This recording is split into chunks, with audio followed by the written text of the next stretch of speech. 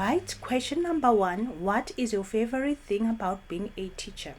My favorite thing about being a teacher is that I get to engage and have an impact in the lives of people that I come across on a daily basis. Because as teachers, we are not only educators, but we are counselors, we are pastors. So we have a significant impact and a significant role in the lives of our students.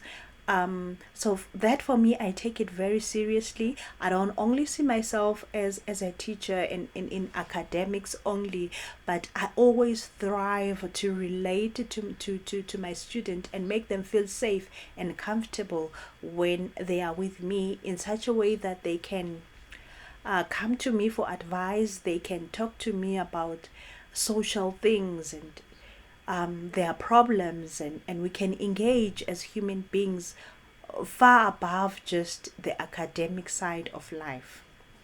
Question number two: what do you find most challenging about being a teacher? The most challenging thing about being a teacher is when you get a student who is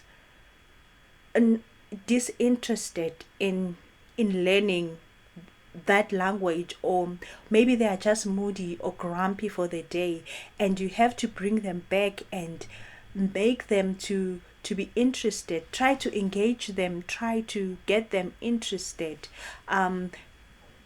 because you'll find that it's not that they really hate the learning the language, but maybe they've just had a bad day, and are just going through a lot. So you have to make them feel safe, make them feel comfortable and interested in the language, and that can be something difficult to accomplish. Number three: what do you think is challenging about learning a new language?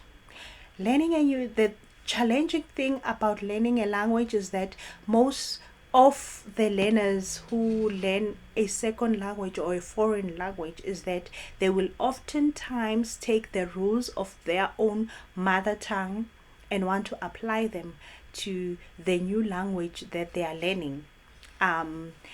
And whatever it is that they want to say gets lost in translation, because different languages have different grammar rules, and therefore you cannot take the grammar rules of one language and want to apply them. So teaching them those differences and for them to understand them and align them can be very difficult sometimes. Next question: can you share a time you made a mistake with a student? Yes, we do make mistakes as teachers. There was a time I was teaching a student and I made an error with the calculation, and they were able to pick it up.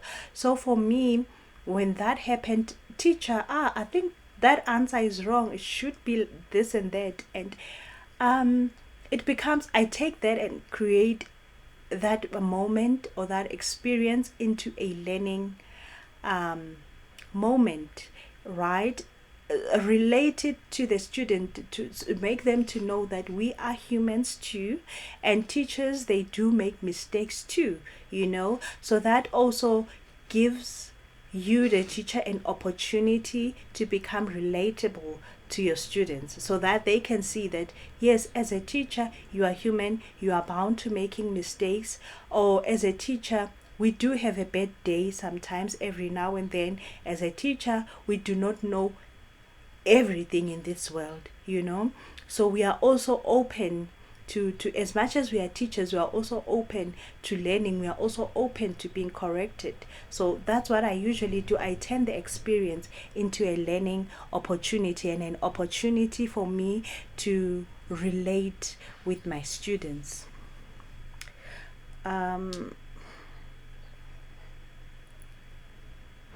What would you do if a student seems nervous or reluctant to talk? Yes, that does happen. When you find a student is reluctant to talk, I always find a topic, an icebreaker, also, to say something that I can use, something that interests them. If they're into music, if they're into pop culture, or find something that will make the topic to be relatable.